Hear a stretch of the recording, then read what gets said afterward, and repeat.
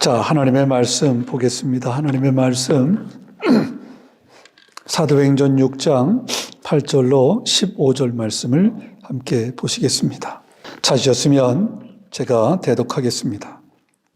스데반이 은혜와 권능이 충만하여 큰 기사와 표적을 민간에 행하니 이른바 자유민들 즉 구레네인 알렉산드리아인 길르기아와 아시아에서 온 사람들의 회당에서 어떤 자들이 일어나 스데반과 더불어 논쟁할세 스데반이 지혜와 성령으로 말함을 그들이 능히 당하지 못하여 사람들을 매수하여 말하게 하되 이 사람이 모세와 하나님을 모독하는 말을 하는 것을 우리가 들었노라 하게 하고 백성과 장로와 서기관들을 충동시켜 와서 잡아가지고 공회에 이르러 거짓 증인들을 세우니 이르되 이 사람이 이 거룩한 곳과 율법을 거슬러 말하기를 마지 아니하는도다. 그의 말에 이 나사렛 예수가 이곳을 헐고 또 모세가 우리에게 전하여 준 규례를 고치겠다 함을 우리가 들었노라 하거늘 공회 중에 앉은 사람들이 다 스데반을 주목하여 보니 그 얼굴이 천사의 얼굴과 같더라. 아멘. 우리가 지금 계속해서 몇 주간에 걸쳐서 사도행전을 살피고 있습니다. 여러분, 사도행전의 핵심이 뭘까요? 사도행전의 핵심이 뭘까 할 때 사도행전을 다른 말로 성전, 성령, 행전이다 이렇게 말을 해요. 근데 좀 더 구체적으로 사도행전의 핵심을 말을 한다면 성령에 의해서 무엇이 탄생했어요? 교회가 탄생했죠. 그 이야기를 다룬 책이에요. 성령에 의해서 교회가 탄생했는데 그 교회가 어떻게 세워져 가느냐, 이 이야기를 다룬 책이 바로 사도행전입니다. 자, 우리는 이러한 질문을 많이 하곤 했어요. 뭐냐 하면 교회란 무엇인가? 이런 질문을 우리가 많이 했죠. 그런데 제가 성경을 묵상하면 묵상할수록 이 질문보다 더 합당한 질문이 있다고 하는 것을 깨닫게 되었어요. 그게 뭐냐 하면 교회가 무엇인가? 이 질문보다 교회는 누구인가? 라고 하는 질문이에요. 교회는 누구인가? 우리가 이제까지 교회에 대한 정의를 내릴 때 성경적으로 이렇게 정의를 내렸어요. 교회라고 하는 것은 세상으로부터 부름을 받아 구원받은 하나님의 백성들의 모임, 이게 바로 교회다. 우리가 누누이 나누었습니다. 그러면 교회는 핵심이 뭡니까? 이 건물이 교회일까요? 이 장소가 교회일까요? 교회가 뭡니까? 교회가 누굽니까? 바로 여러분이 교회라는 거예요. 이게 핵심이에요. 세상으로부터 부름을 받아 구원받은 하나님의 백성들, 바로 여러분들이 교회라는 거예요. 그래서 이 생명의 공동체가 바로 교회요, 여러분인 거죠. 자, 우리가 지난 주일에 초대교회에 문제가 발생했어요. 구제로 인한 문제가 발생을 했을 때 그 처리 방법이 뭐를 통해서요? 본질을 회복함을 통해서 그 문제를 처리하는 것을 우리가 살펴봤죠. 자, 그런데 우리가 주목해야 할 것은 문제를 해결을 함에 있어서 본질을 회복한 것, 즉 기도와 말씀으로 나아갈 때 그 기도와 말씀을 우선순위에 둘 때 그것에 집중할 때 문제는 해결되어지고 부흥을 하나님이 허락하셨다. 그런데 좀 더 자세하게 보니까 이 문제를 해결함에 있어서 또 하나 해결 방법을 사용한 것을 보게 돼요. 그게 뭐냐 하면 사람을 세우는 일이었어요. 문제가 발생했을 때 전도자들은, 사도들은 기도와 말씀에 전념하게 했고 평신도 가운데 집사들을 세워가지고 그 구제를 함에 있어서 하는 것 있잖아요. 먹는 것을 나눠줌에 있어서 어떻게 나눠줄 것인지, 어떻게 재정을 이룰 것인지, 이러한 것들을 보게 하는 집사들, 즉, 사람들을 세워가지고 그 문제를 해결하는 것을 봐요. 그런데 그 과정에서 특별히 오늘 6장 8절부터 15절까지를 보았는데 6장 전체를 보면 우리에게 주는 인사이트가 큰데요. 그 가운데 뭐가 있냐면 여러분 다시 한번 반복하지만 교회는 누구라고 그랬어요? 구원받은 여러분이 교회다 말씀을 드렸어요. 그러니까 자꾸 교회를 이 건물 아니면 무슨 어떤 장소적인 개념 어떤 그런 것으로 앞으로 절대로 이해하시면 우리가 교회를 온전히 세워갈 수가 없어요. 지금 교회에 대한 그 오해가 너무 많기 때문에 교회가 병드는 거예요. 여러분, 교회는 여러분들에게 달려있는 거예요. 앞으로 계속해서 얘기하겠지만. 자, 그래서 교회는 구원받은 자들이다. 교회는 하나님의 백성들인 여러분이다. 말씀을 드리면, 그러면 교회가 어떤 모습이어야 하는가? 이게 이제 관건이잖아요. 그런데 이 말을 다른 말로 하면 무슨 말이 될까요? 교회가 어떤 모습이어야 하는가? 즉, 교회를 이룬 여러분이 어떤 모습이어야 하는가? 이 말과 동일하겠죠. 그 말이 더 맞을 거예요. 교회를 이루는 여러분이 어떤 모습인가? 이게 이제 교회를 나타낼 수 있는 모습의 관건이죠. 자, 그렇다고 할 때 그에 대한 기준을 우리가 어떤 모습을 가져야 될까? 교회된 우리가 어떤 모습을 가져야 될까 할 때 이 사도행전 6장이 우리에게 교훈을 주는데 그것을 한번 오늘 여러분과 살펴보자는 거예요. 자, 먼저 3절을 한번 보시면 이렇게 되어 있어요. 형제들아, 너희 가운데서 성령과 지혜가 충만하여 칭찬받는 사람 일곱을 택하라. 우리가 이 일을 그들에게 맡기겠다라고 말씀을 합니다. 여러분 보세요. 성도는 한 명이 아니라 11명이죠. 네, 11명이 성도인데 그 가운데 정말 하나님이 원하시는 모습은 지혜와 성령이 충만한 모습이에요. 아멘.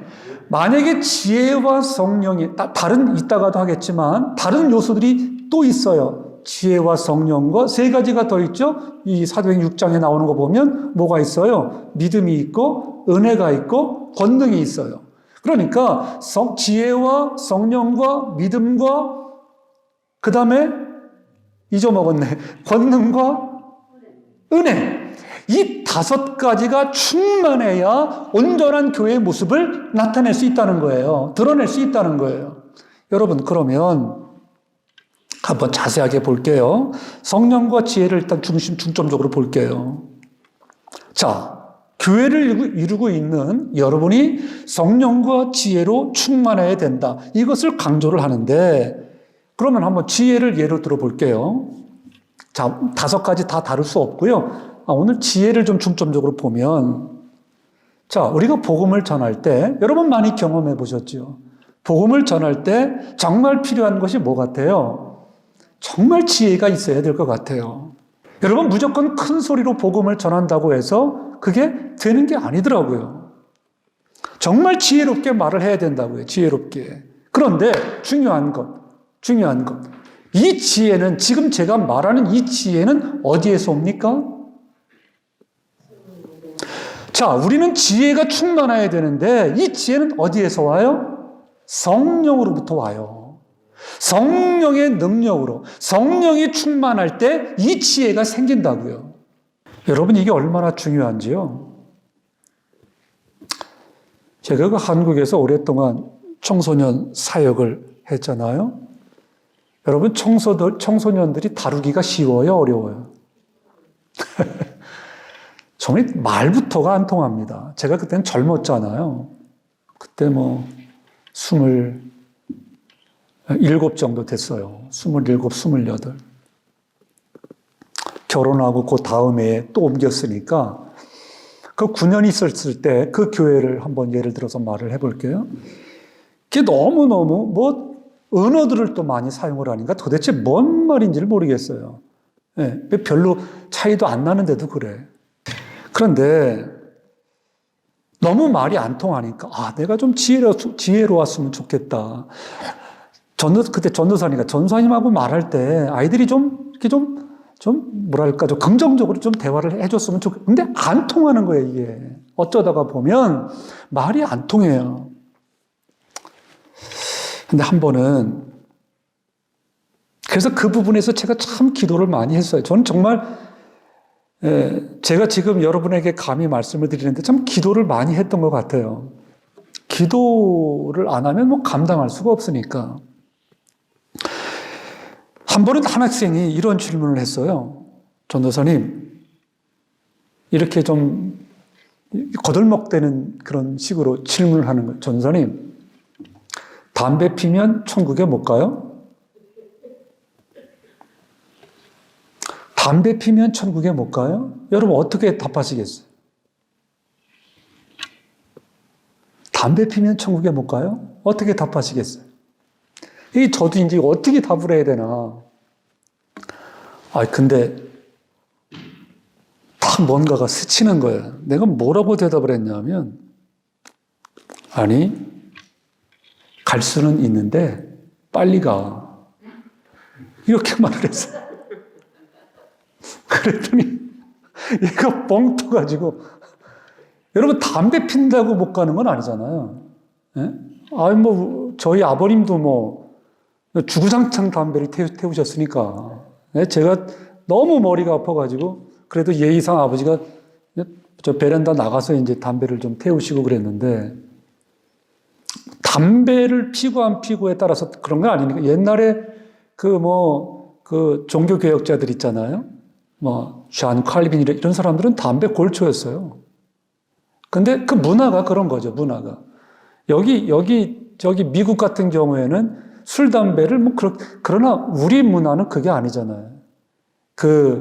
여러분 다 아시겠지만 50년, 60년, 70년대 이렇게 들어서면서 어렵고 힘들 때 사람들이 너무 힘드니까 뭐를 많이 마셨어요?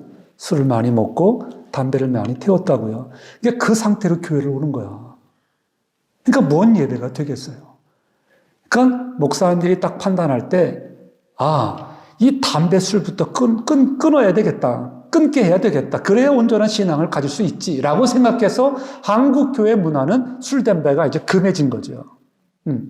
그러나 미국 문화는, 독일 문화 이런 데는 아니에요.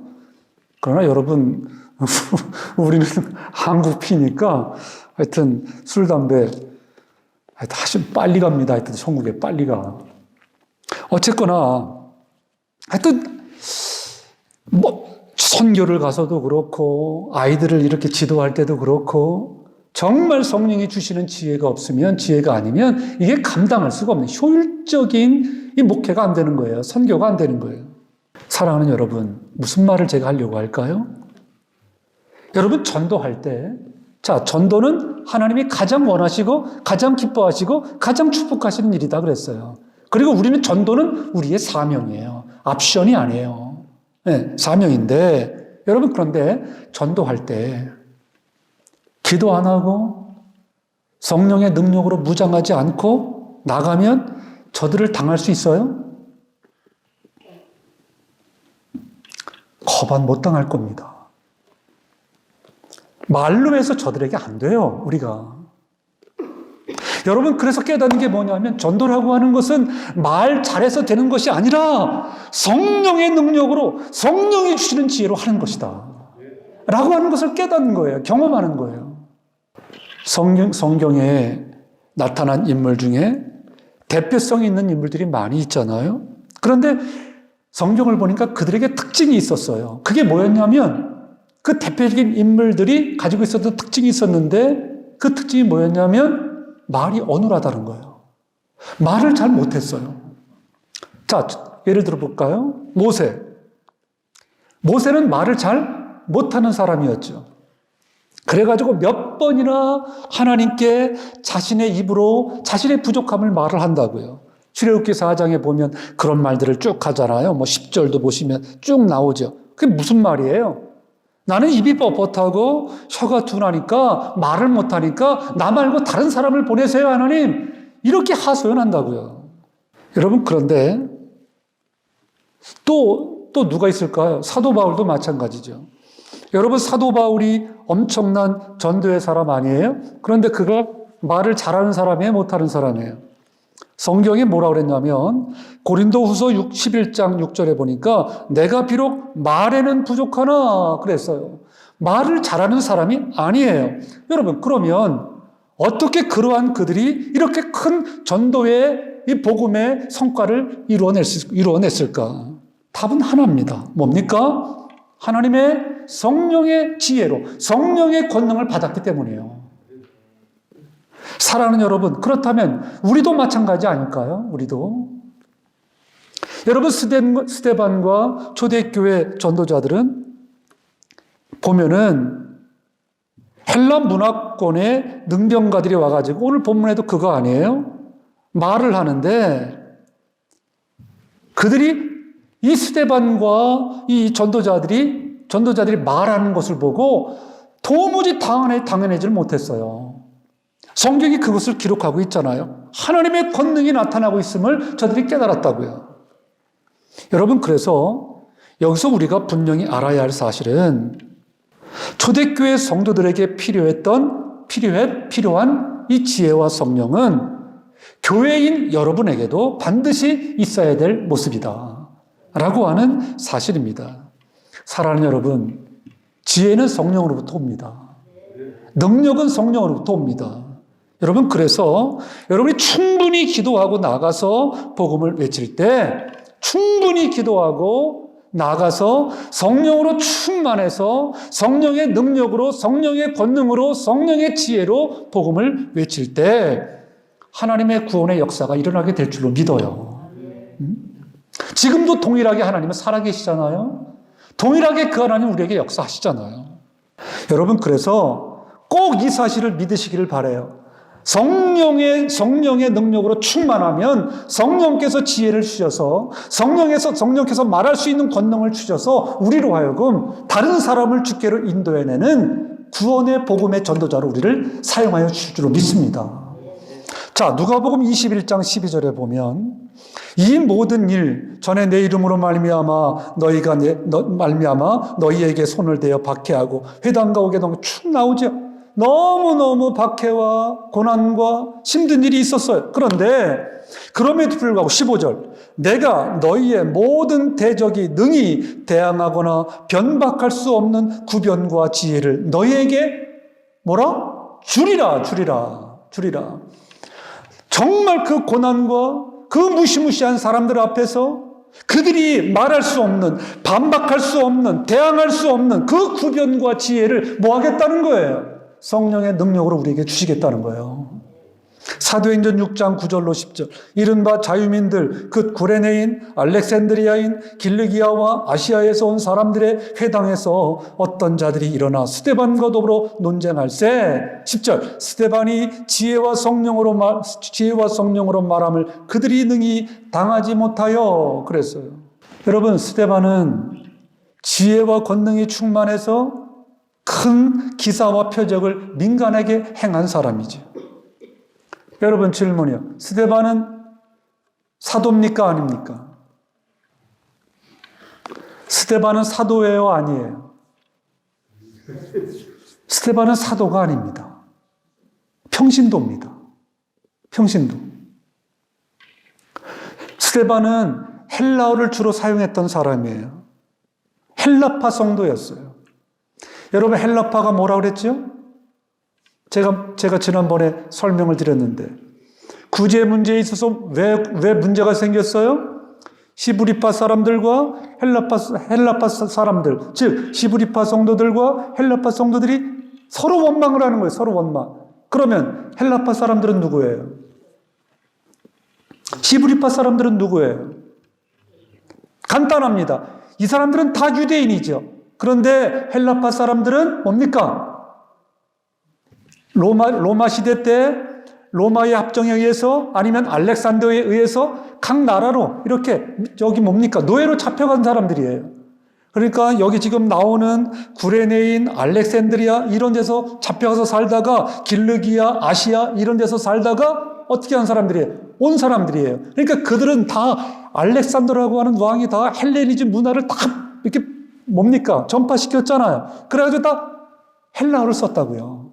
그들도 거기에 노예로 잡혔었기 때문에 헬라어를 쓸 수밖에 없었고요. 그러니까 그 사람들은 다 헬라파 사람들이라고 불렀어요. 그리고 여기 예루살렘에 유대에 그냥 남았던 사람들은 뭡니까? 시브리파 사람들. 이스라엘 사람들은 시브리아를 썼으니까요. 시브리파 사람들이에요. 그런 식의 구분을 하면 여러분들이 될 거예요. 어쨌거나 이 성경은 스데반이 지혜와 성령과 권능과 믿음과 은혜가 충만했다라고 기록해요. 자, 그래서 여러분 스데반과 초대교회 성도들이 보여줬던 모습은 현대 우리 교회가, 즉 교회를 이루고 있는 여러분들이 반드시 갖춰야 될 능력의 종류들이에요. 지혜와 성령과 믿음과 은혜와 권능. 사랑하는 여러분, 성령을 사모하고 성령의 뭡니까? 은사들을 여러분들이 얻기 위하여 하나님 앞에 기도하고 나가면 하나님이 이 초대교회 성도들이 허락하신 이 귀한 것들을 우리에게도 허락해 주실 줄로 믿어요. 자, 그러면 여기서 스데반 집사를 좀 더 자세하게 좀 볼게요. 우리에게 주는 교훈이 있으니까요. 아까 제가 뭐라고 말씀을 드렸냐면 스데반은 사도가 아니라 평신도였다 그랬어요. 헬라 문화에서 살던 사람이었다 그랬어요. 자, 평신도가 이제 전도를 해요. 그럼 뭘 할 수 있을까요? 뭘 할 수 있을까요, 여러분? 예수 이름의 권세는 사도들에게 국한된 것이 아니라 누구에게도요? 예수를 믿는 모든 자에게 약속된 것임을 누구를 통해 우리에게 알게 해주는 거예요? 스데반을 통해서 알게 해준다는 거예요. 여러분, 예수 이름의 권세는 사도들에게만 있는 게 아니에요. 예수를 믿는 모든 자들에게 예수 이름의 권세는 있는 줄로 믿습니다. 이것을 스데반 집사를 통하여 분명하게 우리에게 보여줍니다. 그리고 오늘 본문을 보면 이 복음의 방향에 약간의 변화가 있음을 우리에게 보여줘요. 자, 그동안 사도들은 산헤드린 공회원에서 이 공회원들에게 이 복음을 전했어요. 그러니까 성전에서 복음을 전했어요. 그런데 이 평신도인 이 스데반으로 무대가 옮겨지면서 그 복음을 듣는 이 청중들이 달라집니다. 어떻게 달라집니까? 이제 복음은 산헤드린 공회원들이 있는 성전이 아니라 어디요? 자유민들의 회당에서 이 복음이 가르쳐지기 시작했어요. 그러면 여기서 자유민들이란 누굽니까? 아까 제가 말한 사람들. 아까 여기 성경에 기록되어 있죠? 구레네, 알렉산드리아. 여기는 뭐 어디를 말합니까? 북아프리카에 있는 지역이지요. 구레네, 알렉산드리아. 그 다음에 길르기아, 아시아. 이런 사람, 여기서 사는 사람들, 여기서 사는 사람들이 아니라 여기서 살던 사람이 이제 예루살렘, 유대로 돌아왔죠. 네, 그 사람들을 말하는 거예요. 여기서 말하는 자유민들이라고 하는 것은. 그러니까 이들은 원래 아까도 말씀을 드렸지만 로마의 포로로 잡혀갔다가 나중에 자유민이 되어서 유대가 아닌 다른 곳에서 흩어져 살던 사람들인데 이제 돌아온 거죠. 이제 돌아와서는 그들만의 신앙 공동체를 마련하게 됩니다. 여러분 한번 생각해 봐요. 타지에서 살다가 왔는데 누가 알아주지도 않는데 어차피 그런 처지에 있는 사람들이 모여서 신앙 공동체를 자연스럽게 만들어 내지 않을까요? 우리가 충분히 생각할 수가 있지요. 그래서 처지가 같고 언어가 같은 사람끼리 이 신앙 공동체를 만들었어요.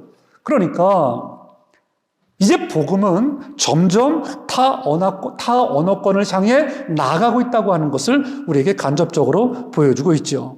자, 그러면 여기서 우리가 눈여겨봐야 할 것은 길르기아라고 하는 이 지방이에요. 여러분, 길르기아는 아시아인데 누구의 고향입니까? 길르기아는 바울의 고향입니다. 바울의 고향이에요. 그러면 자, 제가 지금 길르기아가 바울의 고향이다 그랬어요. 그러면 바울 역시 누굽니까? 자유민 출신이죠. 네, 자유민 출신이에요. 그러니까 이 바울 역시 자유민 출신으로 이 회당에 있었을 가능성이 많죠. 여러분, 제가 조금 이따가 말을 하겠지만, 자, 이 사도행전은, 이야기를 보면, 베드로에게서 누구로요?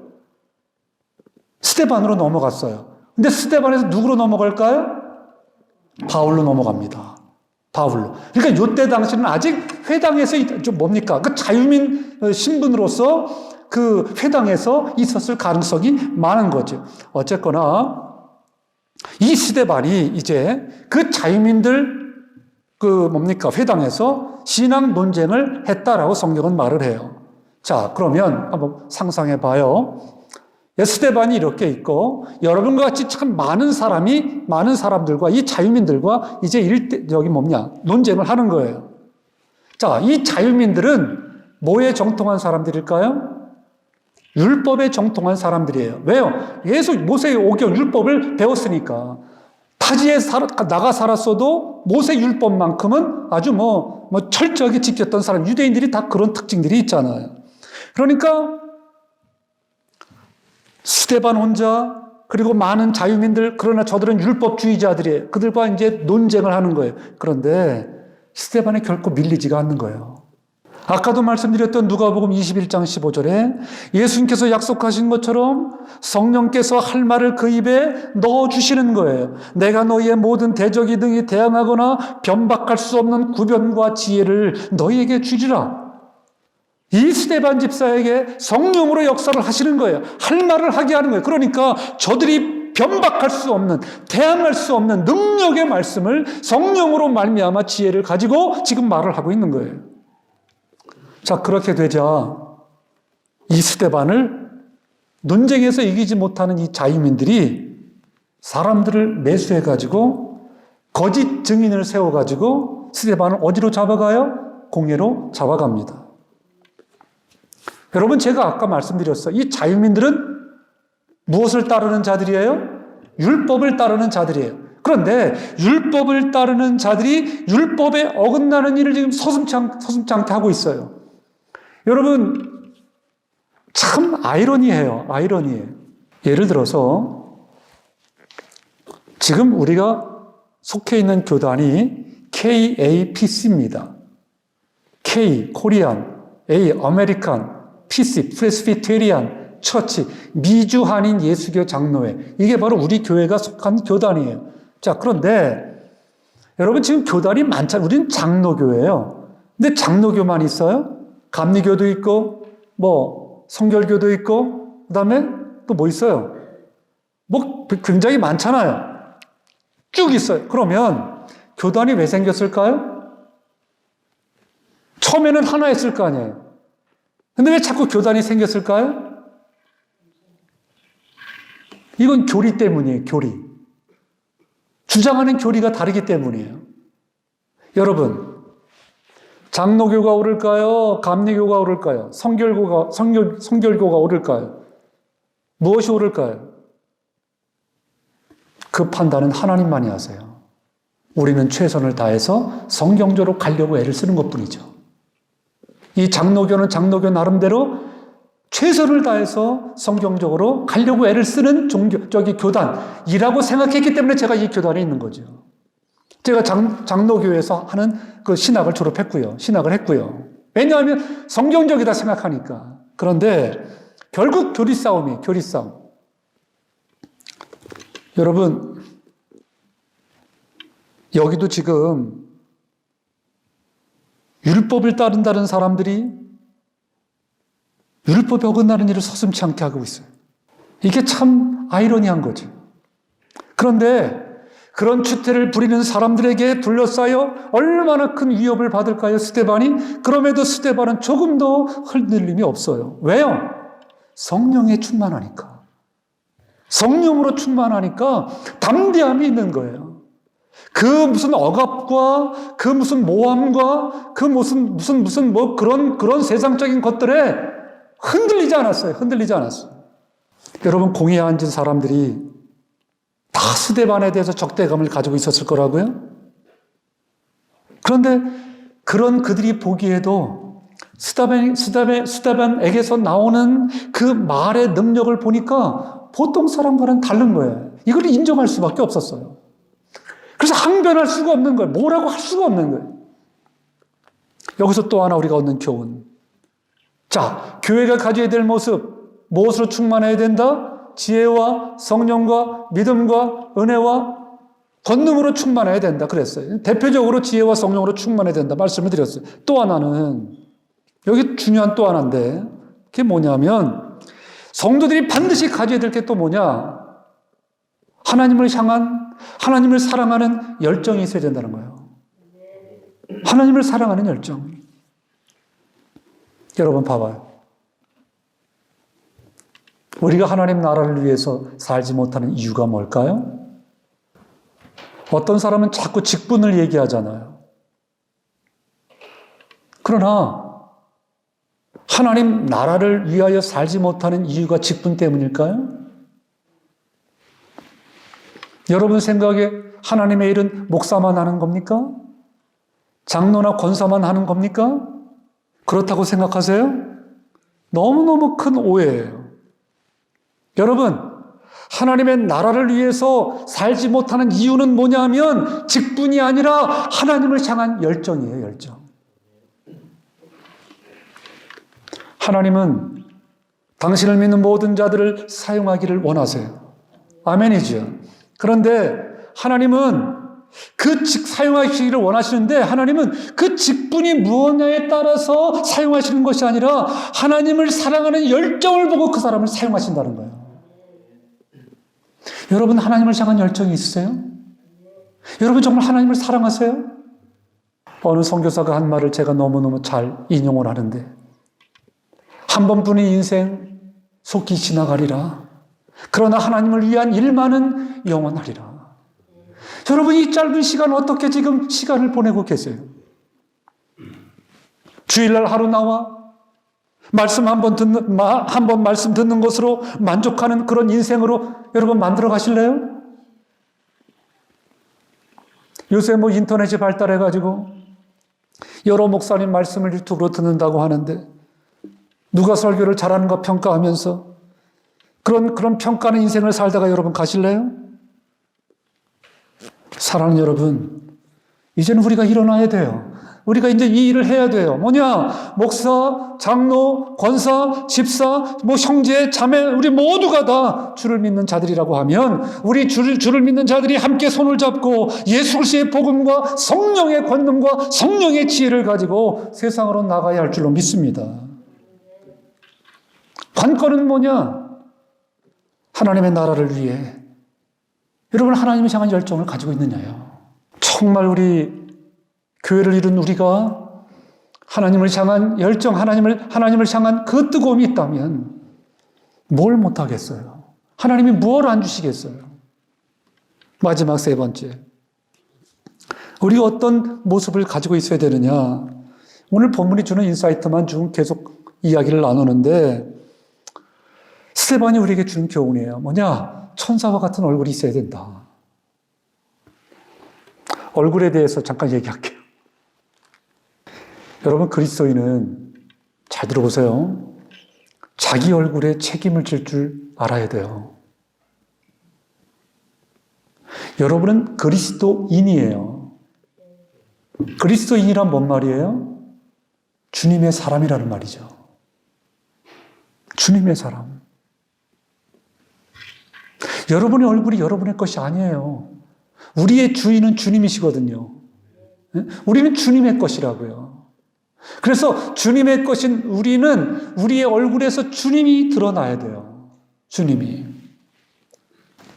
여러분, 예수를 믿는데도 생각해 봐요. 예수를 믿는데도 기쁨이 전혀 없어요. 늘 불만으로 가득 찼어요, 얼굴이. 군대에 귀신 들린 자처럼 어둡고 괴팍한 얼굴을 해요. 여러분, 만약에 예수 믿는데 그런다고 한다면 이건 분명한 문제가 있는 것 아니겠어요? 왜 문제가 있다고 말을 합니까? 여러분, 예수님을 깊이 체험한 얼굴은 천사와 같은 얼굴일 수밖에 없다는 거예요. 왜 그럴까요? 안에 있는 것이 밖으로 드러나기 때문에. 여러분, 예수님과 깊은 교제가 있는데 어떻게 그런 얼굴이 나오겠어요? 여러분, 천사와 같은 얼굴 좀 해보세요. 천사와 같은 얼굴이세요. 최신식 성도님 천사와 같은 얼굴이세요. 여러분 그런 말이 있잖아요. 사람의 얼굴은 그 사람의 마음을 드러내는 거울이다 그랬어요.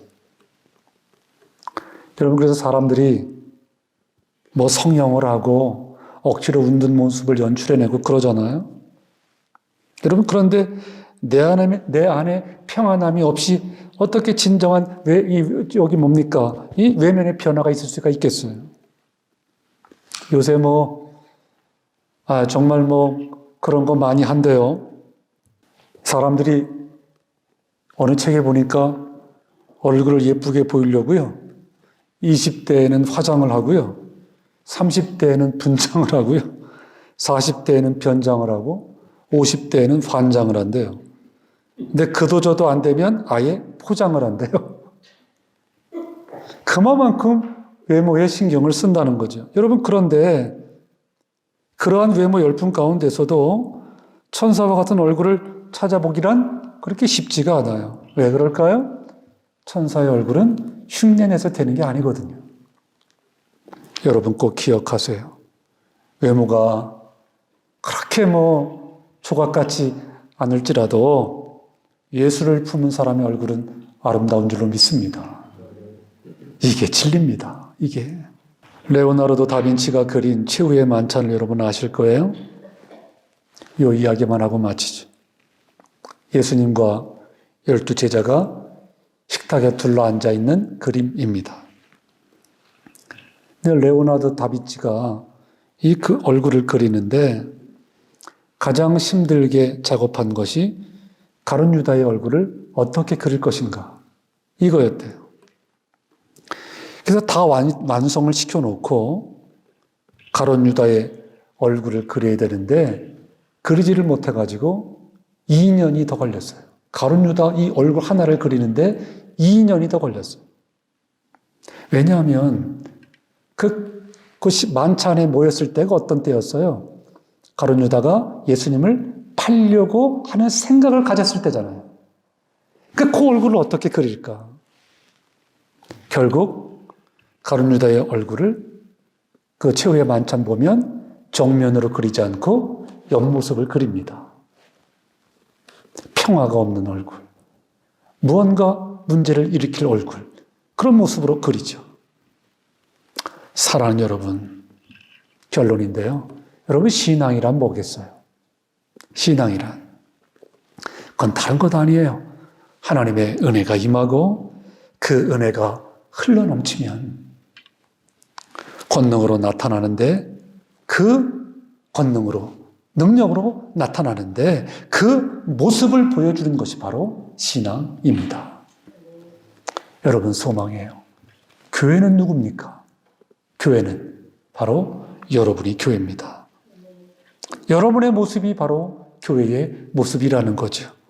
오늘 스데반과 초대교회 전도자들을 통해서 교회의 모습이 즉 우리의 모습이 어떠해야 하는가를 살펴봤습니다. 여러분 지혜와 능력은 우리에게 있지 않습니다. 성령으로부터 옵니다. 우리 교회 공동체가 살려면 그래서 성령으로 충만해야 돼요. 아멘. 성령으로 충만해야 돼요.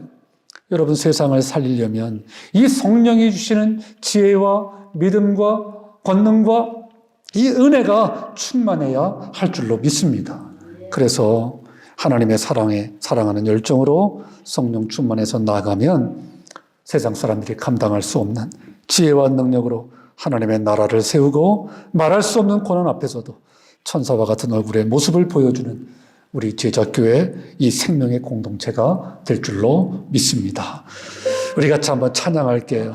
아멘. 축도합니다. 이제는 우리 주님 예수 그리스도의 크신 은혜와 하나님 아버지의 만극하신 사랑하심과 성령님의 감화, 감동, 위로, 충만, 교통케 하심이 겸손히 하나님 전전에 나와 마음과 뜻과 정성을 모두 영과 진리로 하나님을 예배하고 돌아가는 사랑하는 성도들 머리 위에 이제로부터 영원토록 함께 있을지어다. 아멘.